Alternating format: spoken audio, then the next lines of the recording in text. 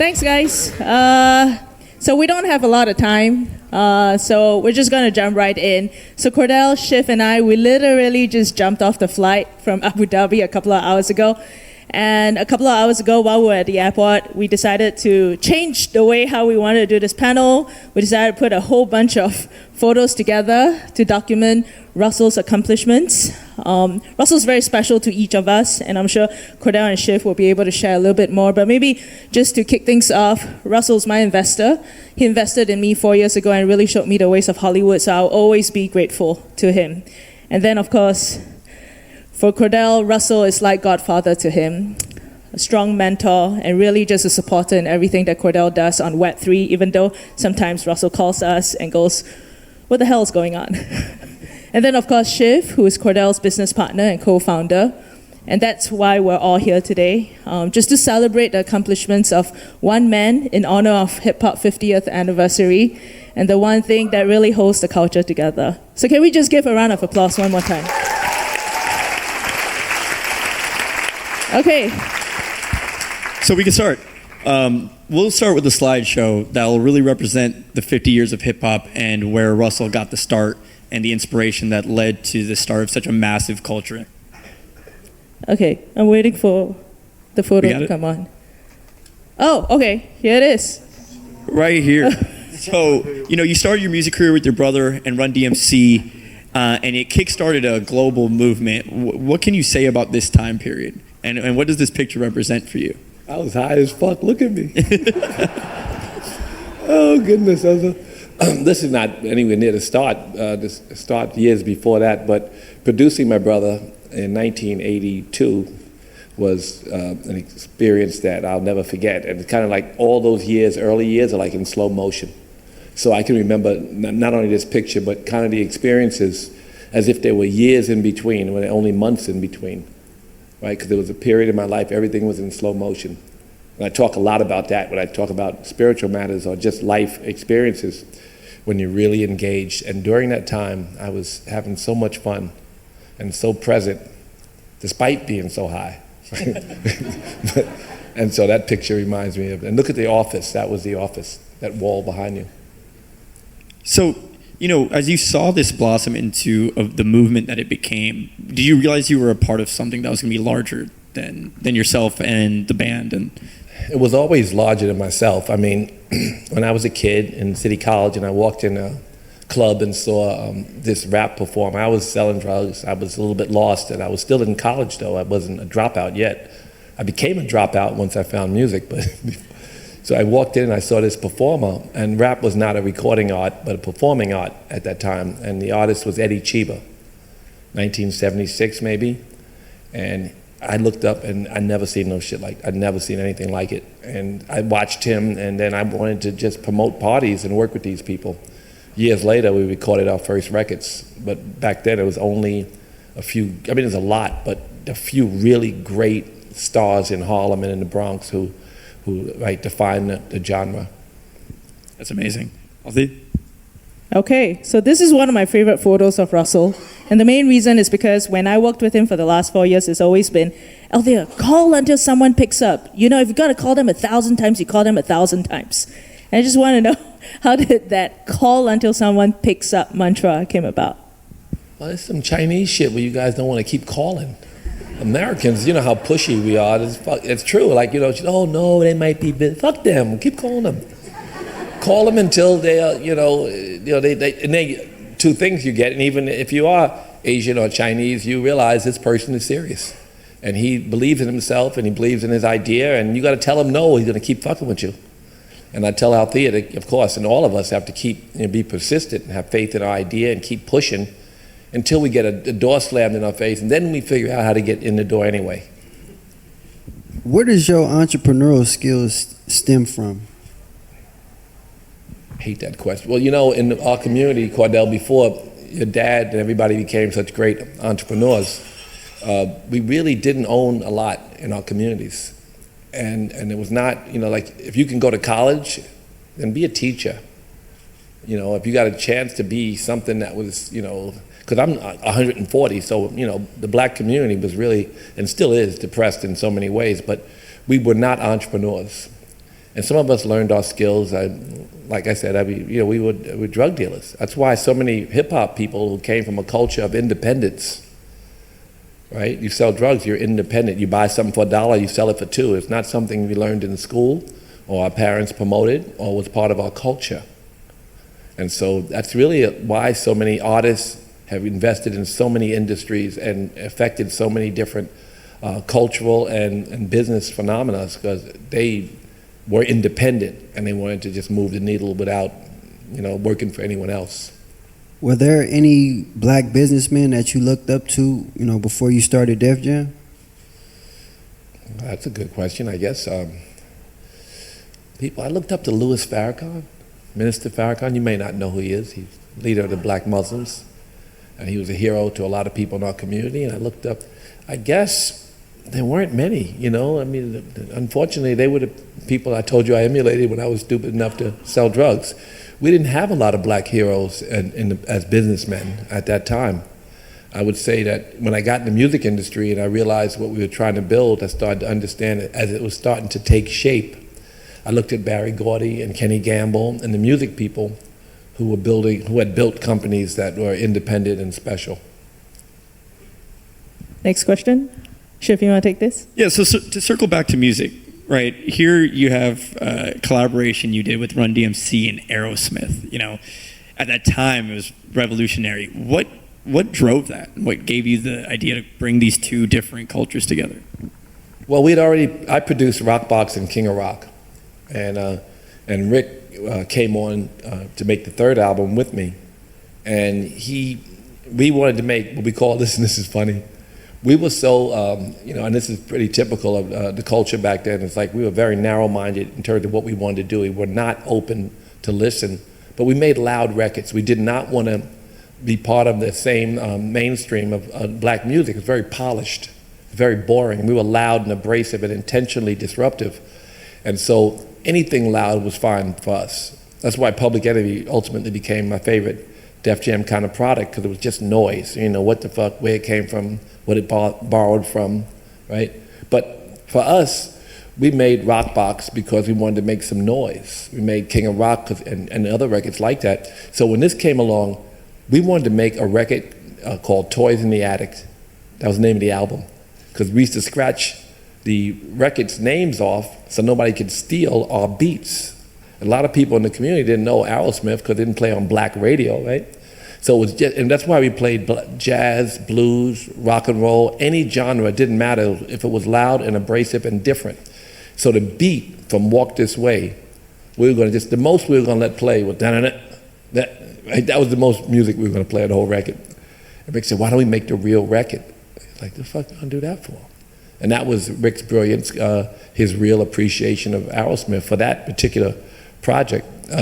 They made My Sharona, but they made it their way on their own. But Walk This Way was Rick's idea. And for a long time, not only did they not want to make it, we have a version of that record where the beat is more prominent and the guitars and we used the beat from Aerosmith's record. It sounded more raw than the polished beat we ultimately made, and the rap was more staccato. And if you played it today and you were a hip hop fan, you'd probably like it more. But the commercial version of what that record is, that's Rick's genius. So at that time, this is so different to anything else that was out. Did you receive any pushback from the industry or, society as a whole? Well, without chasing MTV, we had already made Rockbox and got on MTV. We already made King of Rock. So everybody who was in the industry, was excited about it when we made it, right? But for Run DMC, they were like, how can we make it more B-boy, right? They made Mary Mary later on their own, and that was more of a Run DMC record in many ways than Walk This Way. So you were Def Jam president when you signed on JayZ. And, JayZ, after all, has become one of the world's most prominent hip-hop mogul in the world. So I just wanted to know what you saw in JayZ. Well, actually, I was making a movie, The Nutty Professor, and Kevin Lyle brought Damon Dash in my office. And it was a record they wanted to put on the soundtrack. The soundtrack was already loaded. It was a hot soundtrack. And they brought this record, and immediately we knew we wanted to play it. But I heard Foxy Brown. I mean, Jay sounded like, and was great, and the best, and better than competitive with all the Brooklyn MCs, but he sounded like a Brooklyn MC. Nobody sounded like Foxy Brown.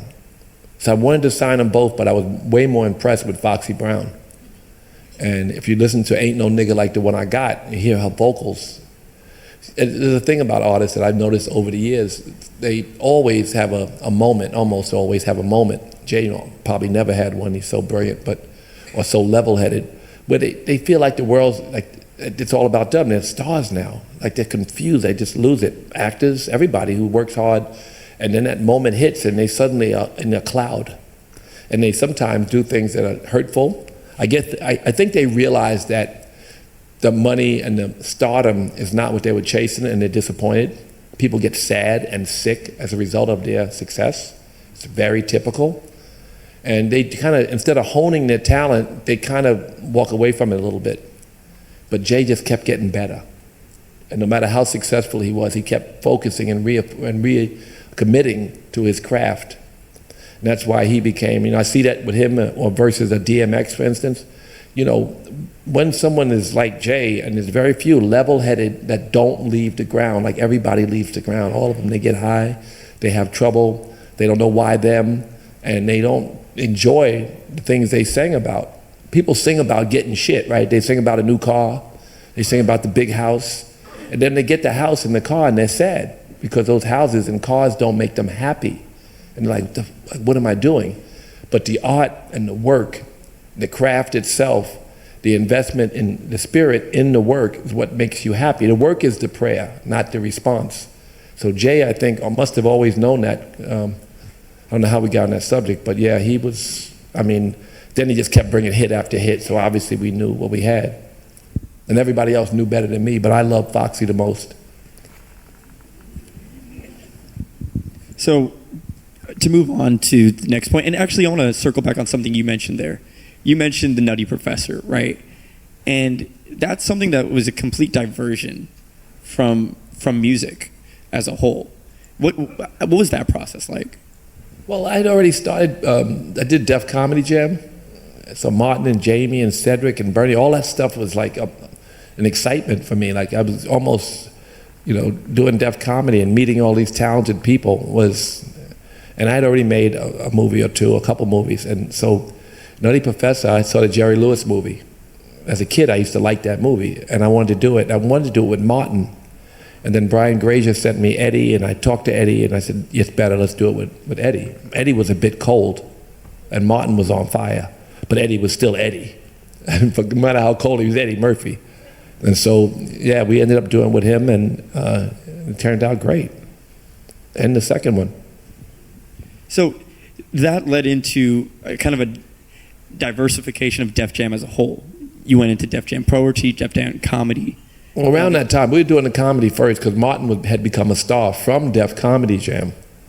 But yeah, that was, and then we made some more movies and the rest. But the Def Comedy moment was special, and for a lot of people, as you know, Bernie Mac and Chris Tucker and Dave Chappelle and Steve Harvey and Kevin Hart, and all of those people came out of that show. They'd play on Friday night, and then they'd be a repeat on Saturday and Sunday night, and by Monday, these people were stars. And there must have been 50 of them that became stars in a weekend, and were touring within 2 weeks of their performance on Def Comedy. But we did a lot of scouting, and I have to give all the credit to a guy named Bob Sumner, who was a great comedy scout who traveled the country for us and got the hottest person from each city and kind of helped us shape that experience. Being a pioneer of hip hop at that time, were you ever a mentor to Suge Knight or P. Diddy at that time? Yeah, I spent some time with Suge, and I would try to soften him because he was so, and I always had a good relationship with him. And for Puffy, of course, I spent a lot of time with him because he worked with Andre, so I spent a lot of time, and the same thing with Puff. Like, he was a little tough, He was very, aggressive. Kids, they're trying to make it, both of them. So yeah, I worked with them and a lot of people in that regard. I felt always that was my best gift, was helping people to realize their best selves So yeah, those two were people that I spent some time with, quality time with, helping. How was your experience working with Will Smith? It was funny because Will Smith, I heard the record Parents Don't, no, I heard the record Girls of the World Ain't Nothing But Trouble. And at the time, we always had an expression that was so special and really defined hip hop versus other genres at the time was keeping it real, right? And I meant that in the most honest way. Like we address people the way they were, and we would find the best or most interesting. We'd make a costume out of their daily outfit.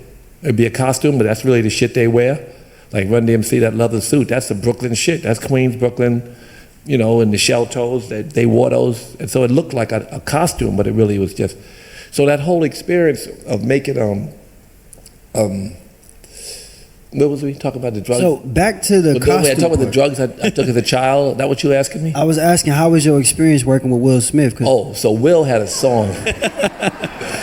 I took a lot of drugs as a child. Y'all gotta give me a pass, right?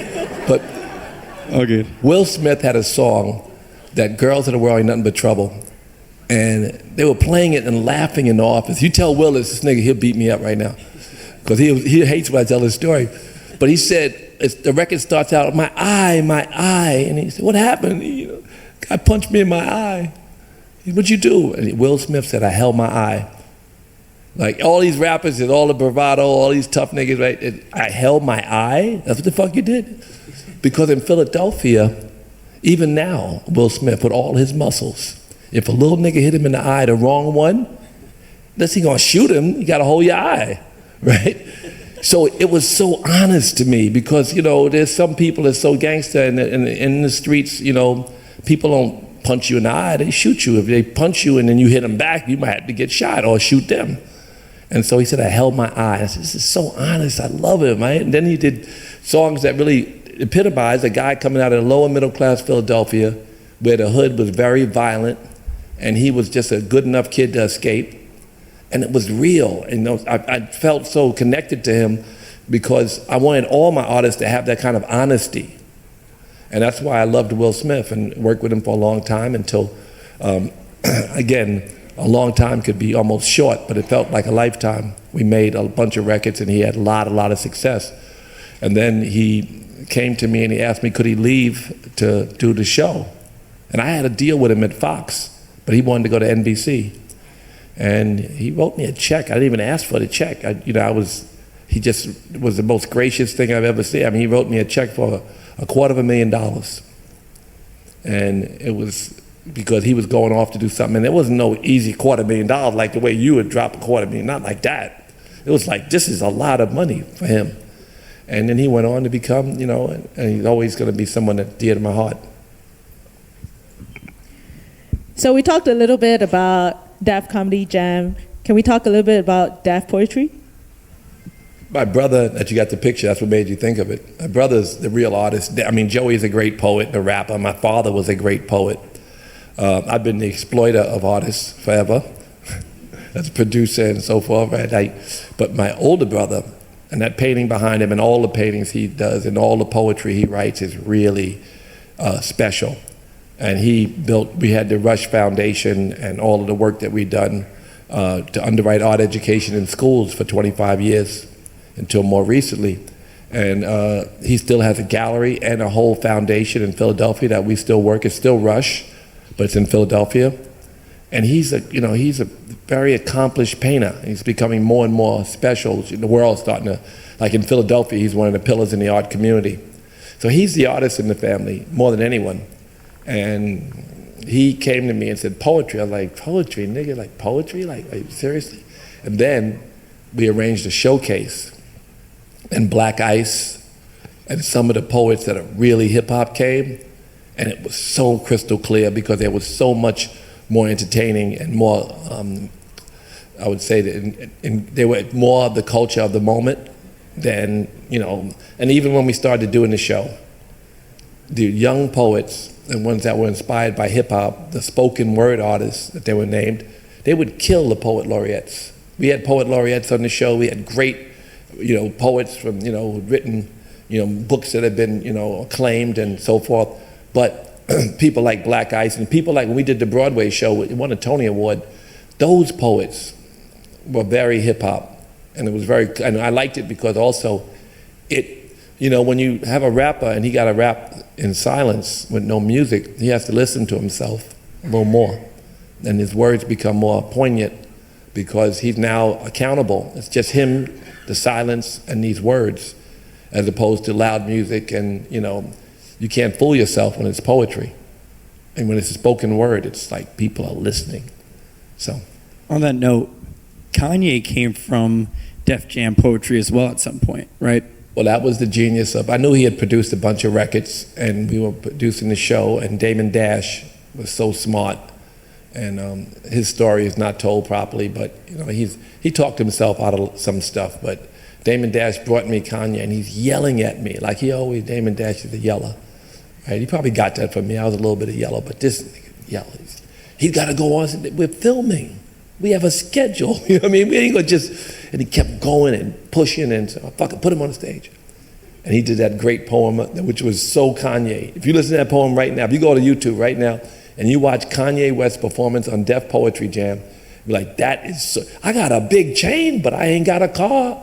I'm getting a car, but before I get my house. I mean, he just saying I don't know exactly the words, but it was all about, the stupidity that we all engage in with stuff and the world and how we're misguided and don't prioritize things that make us happy. And it was very special, and it was very Kanye and insightful. I actually have something to share. So a couple of years ago when Russell and I were chatting in Bali, and I'm quite sure he doesn't remember this, but I kept pressing on as to why is he so interested in like Def Jam rap? Why is he so interested in comedy? Why is he so interested in poetry, right? And then why is he so interested in like yoga? And he kept talking about like the voice, and then all of a sudden he said this. And not in his exact words, and once again, I don't think you will remember this, but he said, Althea, there is power in the voice. And he felt like the whole ideology of creating Def Jam was how do you empower that singular voice so that that singular voice can make an opinion and can change a world of opinions. Wow. Who said that? You said it.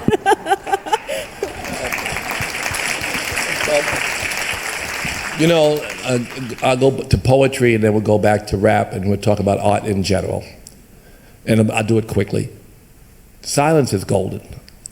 And stillness is the root of everything good, and every moment of happiness and everything we chase in life is a second of stillness.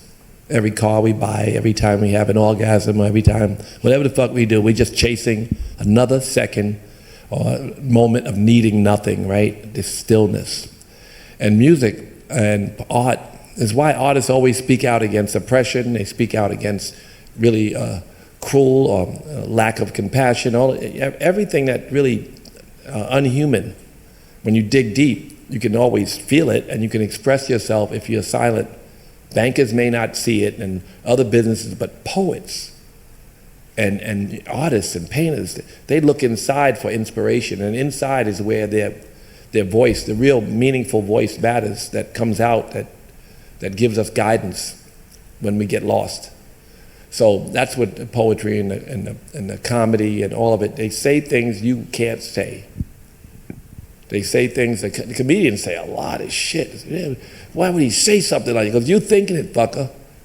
You're thinking exactly what that comedian is saying, and you just are scared to say it, and he said it. And I think that's what's beautiful about art in general. It's an expression that gives us guidance. How did you silence that voice when you were, in your early days doing drugs and partying and doing a bunch of crazy stuff? I think, when I talk about silence and stillness, I say this idea of getting enlightened, right? This idea of moving and living in stillness, right? I told you the other day, before the basketball comes in slow motion, this real presence, right? This awareness that we all are chasing. It's such an important thing and everything we do is 4 more seconds of stillness. And so when you think about the drugs, empty the mind. So through cloudiness or clarity, you gain this insight or this feeling, right? Because when the mind is empty, everything unfolds. So an empty mind, even through cloudiness, through drugs, through ecstasy or any pill you might take, or just his mind is empty. It's such a happy moment. When a joke comes, everything disappears, but you laugh, right? That's that empty mind, and something that shocked you into it. But living there, that's, I remember producing records, even while high. I remember specifically Rockbox. And I was there, and in between each snare drum was like a lifetime. Boom. I could hear. And it'd take forever, because the world is really moving slow. The fluctuations of the mind make it move faster, but it's really moving slow. And you can see it. And so making a song and engaging in music is something called nada yoga, right? And music brings you to stillness because you're fully engaged. So drugs are kind of a cheap version of meditation. The opposite, but the same. So now you're very into the yogic scene, finding stillness, and how do you feel like that's benefited you in your age and as you've grown? Well, should I be dead first? I mean, when I was young, and until I was 30, I was high every day, all the time. And then, about 35, about 30 years ago, I discovered yoga, and I started to move a little bit more toward it. And it's a gradual process where you use these tools given to you, and you find they work, right? So it became, you want to live longer, you want to be happy, you want the real gifts that life offers as opposed to just the stuff, and you want to let go of being attached to the stuff. And you say all this stuff, and you read it in a book, and you hear it in the church, but it's a practice. And sometimes if you do it enough, you see progress. If you see progress, you keep chasing it. And you're not supposed to chase it, but you get more and more appreciative of those moments of stillness, and you realize that they're all that matter. And it's not one big revelation, it's over time. I remember my first yoga class, I went because there were so many hot girls. Literally, it was like myself and Bobby Shriver and this woman who brought us named Emma Watts. And she was my intern. She became the chairman of Fox Pictures. But Emma took us to class, and 60 girls and me and Bobby. And Bobby, what the fuck? So we were really happy in there, right? And the teacher, his name is Steve Ross, he had been a monk. And he played a bunch of loud rap records. And I remember laying in Shavasana and being so happy. I went every day for at least 60 days. I didn't leave LA because I didn't want to leave his class. So I was working from LA. And when I got back to New York, I found my real gurus. That's incredible. So you have a long-lasting friendship with Mike, and you also had a impact on sports, and you turned Mike vegan. So yeah. Well, you know that the black community in America is 3 times more likely to be vegan than their white counterparts. They're also 3 times more likely to have diabetes and heart disease, and well, not all of them, but they're 2 times this and 3 times that and 4 times something else. They're really fucked up. America is poisoning all the communities in America. So I don't know what the ratio is today, but BBC wrote about that particular thing, that black community was 3 times more likely. At the same time, it was way more likely to have all these diseases, right? These pre-existing conditions, and it's rising in all communities of all colors, all over the world as we poison ourselves more and more. So I've been a vegan a very long time. I've been promoting, animal rights, and I've always been I went vegan because of yoga, and it was because of the suffering of the animals. But you can't be a vegan and not hear somebody talk about health and how vegans, and I've written a couple of books that cover it, and 1 book only on the subject, and 1 on the shelf. So I believe it's, we got JayZ to do it at the moment. We got him and Beyonce to talk about it a lot, and Styles P became vegan, and there's so many. Jermaine Dupri is vegan, and a lot of people in the hip hop community. And one thing we know, and this is really, what Cordell is here to do, and what I've done my whole life, the last 25 years. The hip hop community has had the biggest voice for anything of any community, and branding. They say it's a Maybach, it's a Maybach. They say it's a Phantom Rolls Royce, it's a Phantom Rolls Royce. They say it's Fanta over Coca-Cola and shit, Coke, or Coke over Pepsi. What they say goes. And so they can brand ideas. They got big mouths and they have big influence. So they can brand and continue to build out healthy lifestyles. And the natural remedies that are being overlooked and suppressed by pharmaceutical businesses that we all know about, especially here in Asia. The Hanjan company, I should mention, right? I should definitely not talk about that shit without Hanjan. But we own, as part of Gushcloud, a company called Hanjan, and there's all these companies and natural remedies that are being overlooked, and instead we're given pharmaceutical drugs that have terrible side effects. And if they don't make money, then they're not going to be given to you, but they're around for 1,000 years or more. And these natural remedies need to be brought back into focus for our communities. And I think the hip-hop community can be a leader in building bridges between really healthy ideas and food and choices, and for the next generation. It will be. It already is some, like I said, about their vegan diets. And that came from hip-hop, a big part of it. I got one photo about your impact in fashion. You were possibly the first from hip-hop to fashion, doing Fat Farm, Baby Fat, sold it for a lot of money, worked with Tommy Hilfiger. So yeah, I just wanted to know how you felt that transition. Well, it was a big influence. Again, they decided Tommy Hilfiger was hot, and he became hot. They decided they reaffirmed Versace when it was cold. They were building these brands, and they would pick something from Tommy, something from Calvin, something from Ralph, and then they put it all together and make something hip-hop. And it was, very specific tastes that they had that were not being met, they're not being addressed. And so we, at Fat Farm, we went to work to create a brand that spoke their language. And then we got JayZ in the business, we got Puffy, we got Nelly with Apple Bottom. We put all these people, we found them partners, and it was really an experience that we fucked it up in the end. I feel like when Joe Pesci said, in the end we fucked it all up, right? We did. Because we sold Macy's, and we had thousands of stores. Black entrepreneurs, our partners in the Jewish community, and with just a bunch of small stores, thousands of them.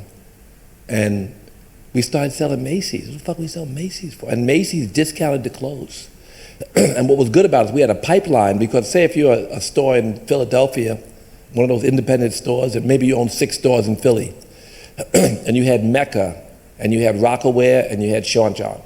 But then you also had 3 or 4 local designers that were coming up, and that would be that store. Next door would be a store that had Fat Farm and and some other lines, Snoop's company. I mean, there were all these brands, and the top brands would lead a store, but then under it would be the developing brands, and then the top brands got into Macy's and were discounted, and it was intentional. We found a memo from Terry Lundgren, and they were discounted and destroyed all the independent business and destroyed the whole industry.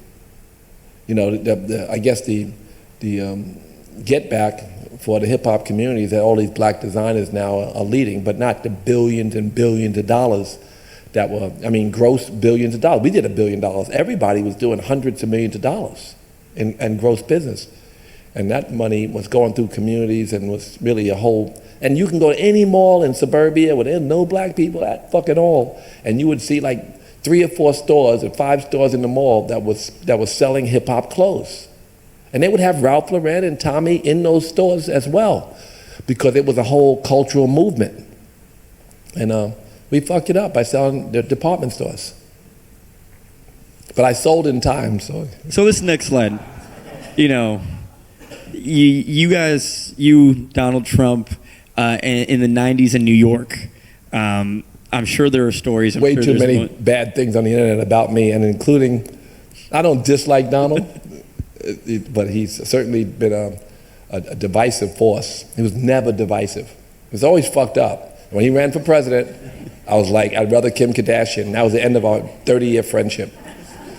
we traveled everywhere. I mean, we were both toxic men. I hosted and would judge every contest around the world. We would fly around the world on his plane. I would go to Mar-a-Lago with him, and we had a lot in common and a lot we didn't have in common. And we laughed about a lot of shit. And I would say, nigga, you really fucked up. You said that. He'd say shit, oh, you know, the Jews, they love me. Why? Oh, I don't know, not that when I'm fucking his wife. I mean, he would say horrible shit all the time, right? And we would just laugh. That's Donald, right?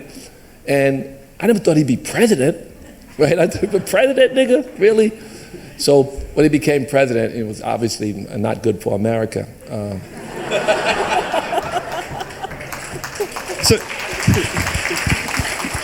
So on that, you penned a letter.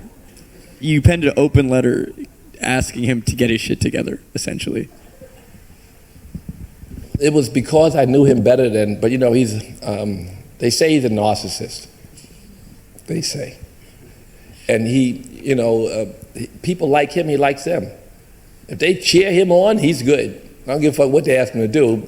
If they're gonna keep cheering, and I felt like he was swayed, and he had all these Jewish and black partners.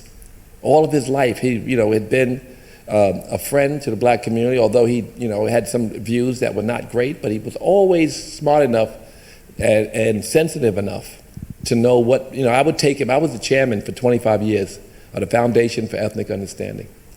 And I built relations between Muslims and Jews in 75 countries.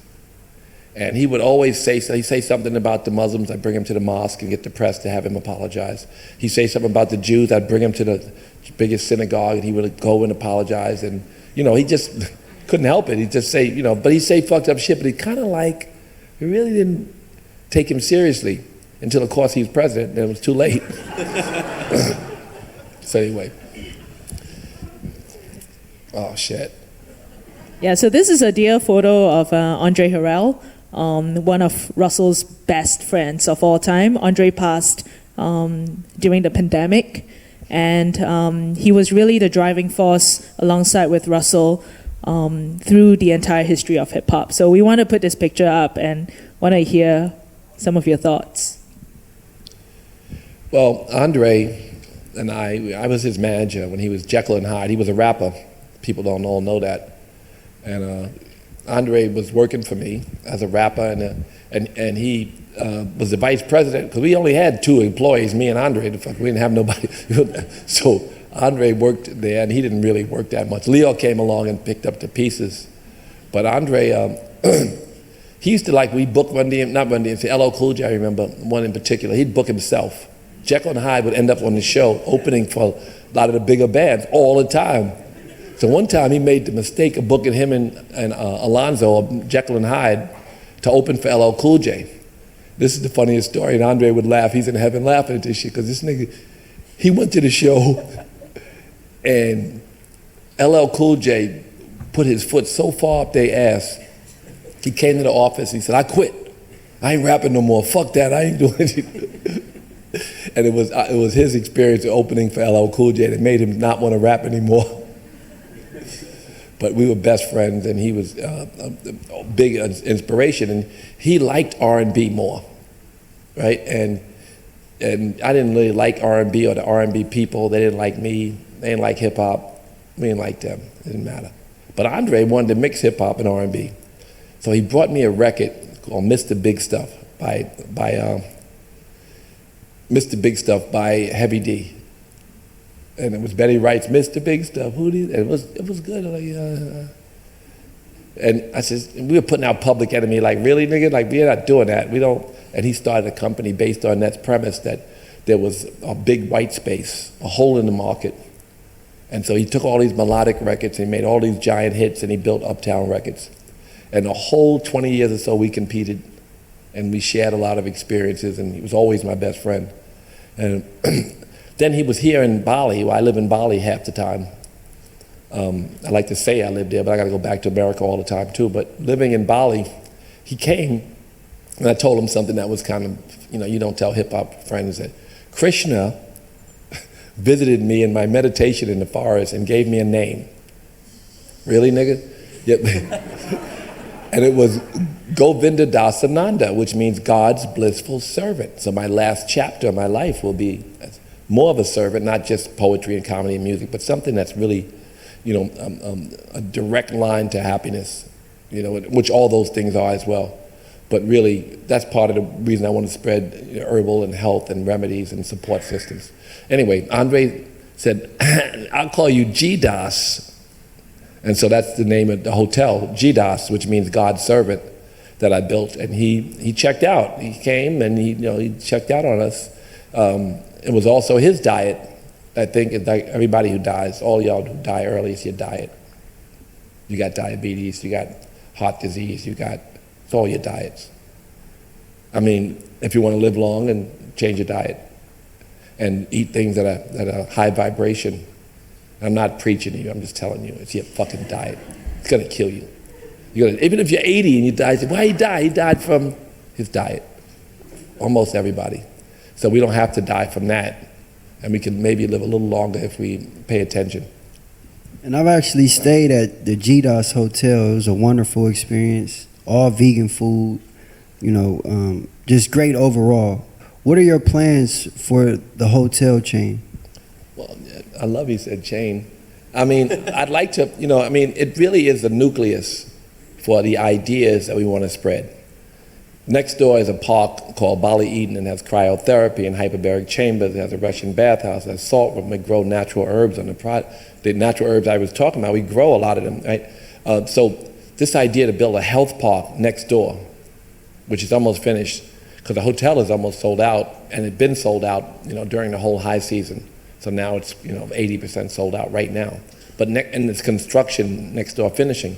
But that park and those ideas to become more available. And when things become popular, they become more available and accessible.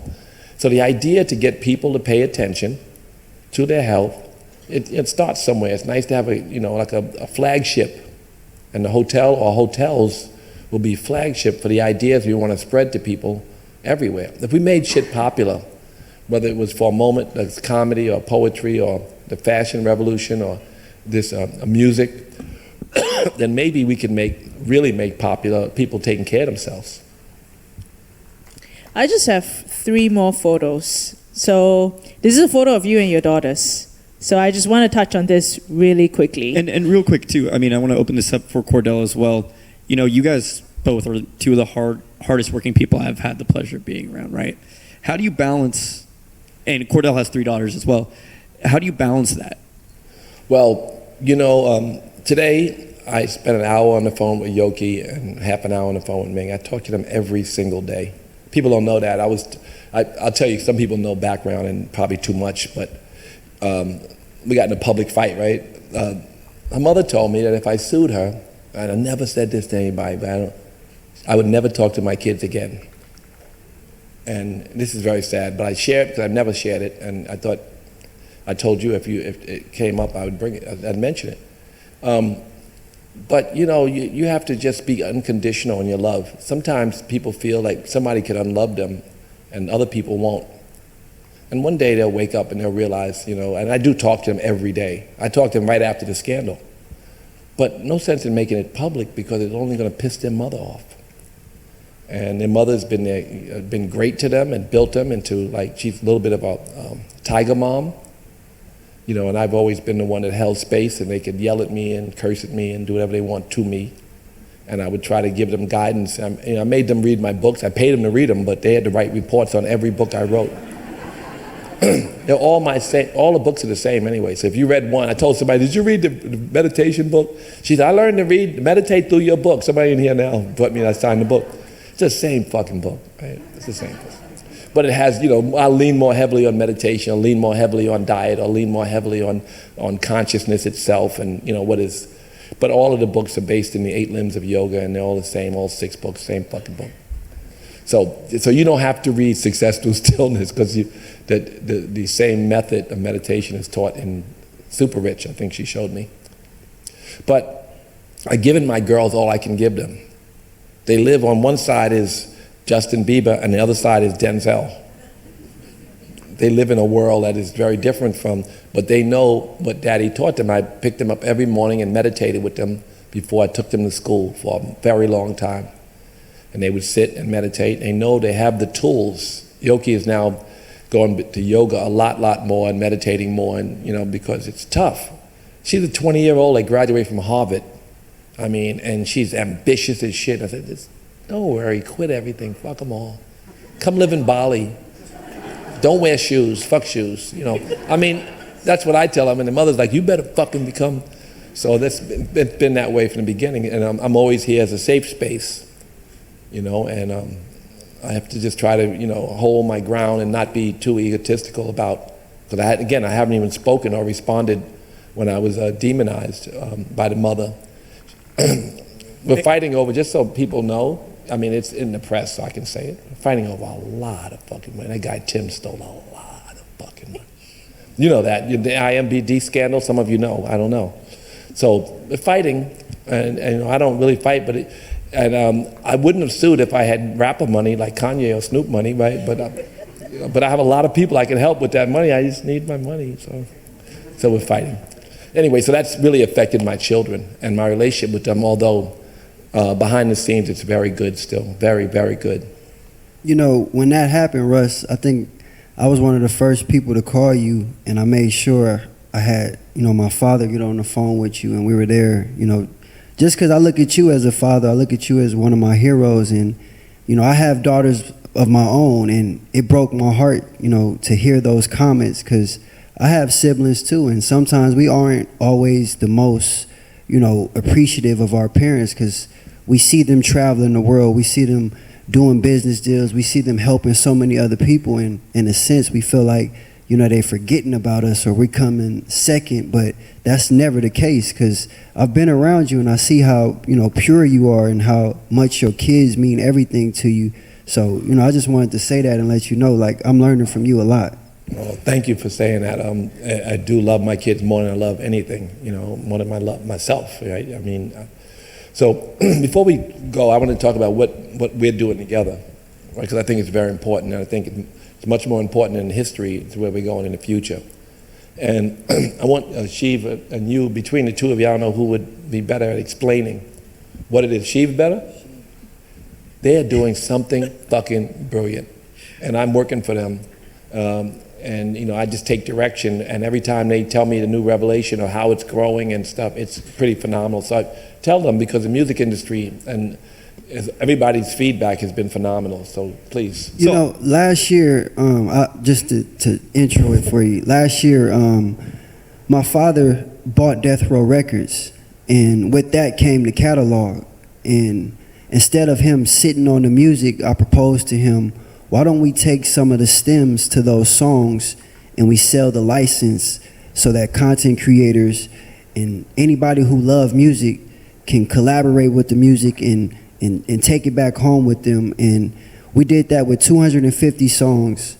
Over 30 days, we did $3.5 million.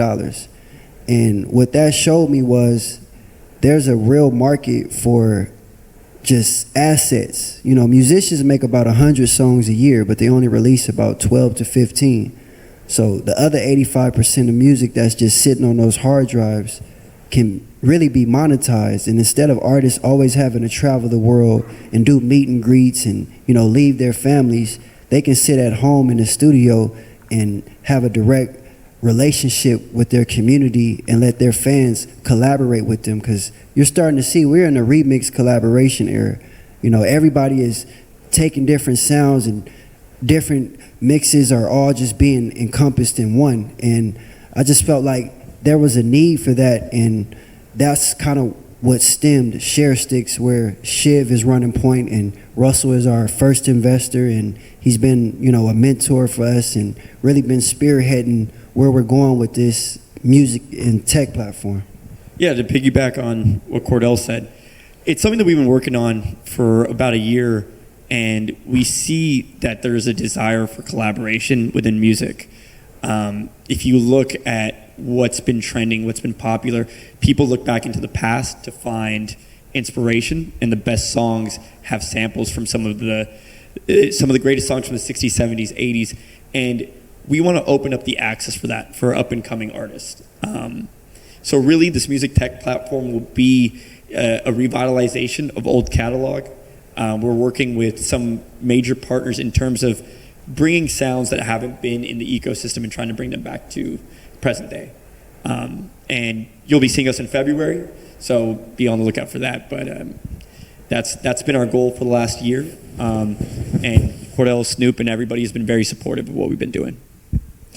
Okay, so with that, we just have 2 announcements. So Cordell and the team, they're hosting World Champ Partners Day. That's on Friday. So if you guys are in town, please come by. It's going to be at Chimes from 3 to 7 p.m. We're going to be talking a lot more about Sharestix, a lot more about his vision for Web3 in music and technology as well. And at the same time, because Russell is also in town, on Friday night, we'll be taking over Chimes Hall from 9:30 p.m. till 1 a.m. alongside with Cordell. We would be honoring Russell Simmons at possibly the first Hip Hop 50th anniversary party in Singapore. So we'll love to have everybody dressed in all white and all cream, if possible, to come join us.